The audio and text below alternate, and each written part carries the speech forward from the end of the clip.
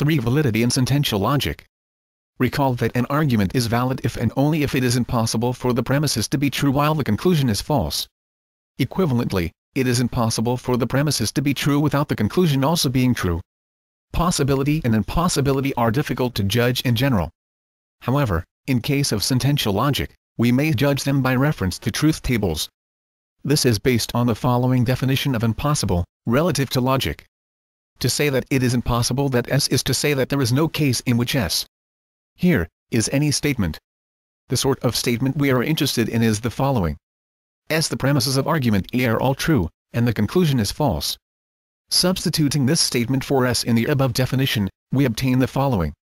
To say that it is impossible that the premises of argument A are all true, and the conclusion is false is to say that there is no case in which the premises of argument A are all true, and the conclusion is false. This is slightly complicated, but it is the basis for defining validity and sentential logic. The following is the resulting definition. An argument A is valid if and only if there is no case in which the premises are true and the conclusion is false.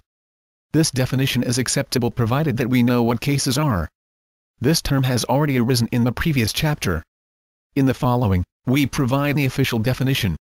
The cases relevant to an argument A are precisely all the possible combinations of truth values that can be assigned to the atomic formulas P, Q, R, etc., as a group, that constitute the argument. By way of illustration, consider the following sentential argument form.